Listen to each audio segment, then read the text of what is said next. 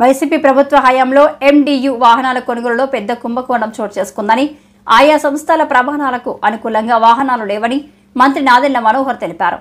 గత ప్రభుత్వం తెచ్చిన ఈ వ్యవస్థ కారణంగా రాష్ట్రంలో పేదల బియ్యం ఎటు వెళ్తుందో, ఎంత వెళ్తుందో లెక్క తెలియదని పరిస్థితి ఉందన్నారు. 20% అధికంగా మన ప్రభుత్వం, కూటమి ప్రభుత్వం ధాన్యం కొనుగోలు చేయడం జరిగింది. వాళ్ళు 4,95,000 మంది రైతుల దగ్గర కొనుగోలు చేస్తే ఈ ప్రభుత్వం 5,60,000 మంది రైతుల దగ్గర కొనుగోలు చేశాం. ఈ రోజుకి కొనుగోలు జరుగుతూ ఉంది. అది సందర్భం కాబట్టి మీ అందరితో షేర్ చేసుకోవాలి.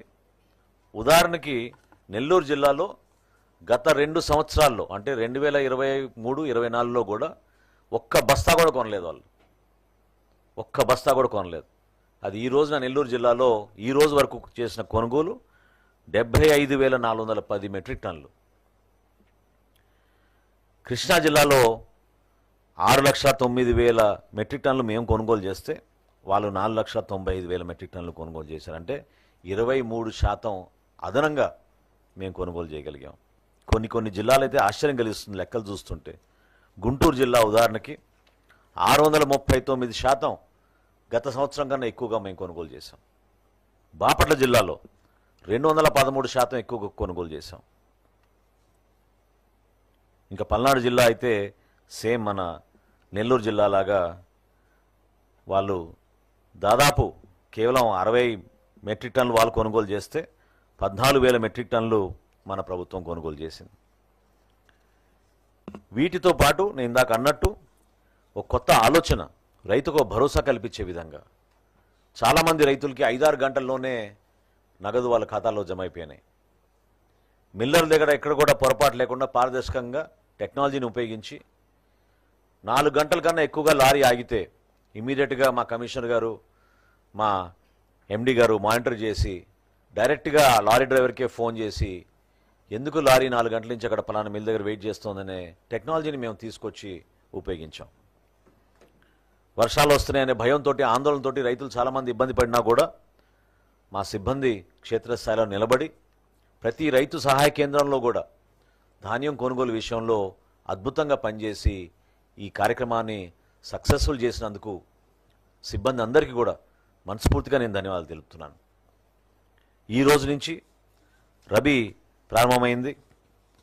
రబీలో కూడా అదే ఆలోచనతో ఎక్కడ పొరపాటు లేకుండా రైతుకు ఒక భరోసా కల్పించే విధంగా ధాన్యం కొనుగోలు విషయంలో పొరపాటు అనే మాట ప్రభుత్వానికి ఎట్టి పరిస్థితుల్లో రాకుండా ఉండడానికి కోసం మేము చర్యలు తీసుకున్నాం.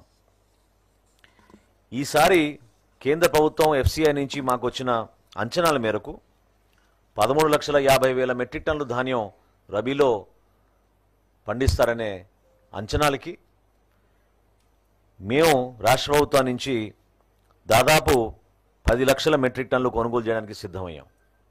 ఇది వివిధ జిల్లాల వారీగా మేము కేటాయించుకున్నాం. అవసరాన్ని బట్టి తప్పకుండా ఆ జిల్లాల్లో కూడా ఎక్కడ పొరపాటు లేకుండా ప్రతి రైతు దగ్గర కనీస మద్దతు ధరకు కొనుగోలు చేసేటట్టు తప్పకుండా ఈ రబీ మాసంలో కూడా సిద్ధమయ్యాం. దానికి సుమారు 2,900 రైతు సహాయ కేంద్రాలు ఓపెన్ చేశాం.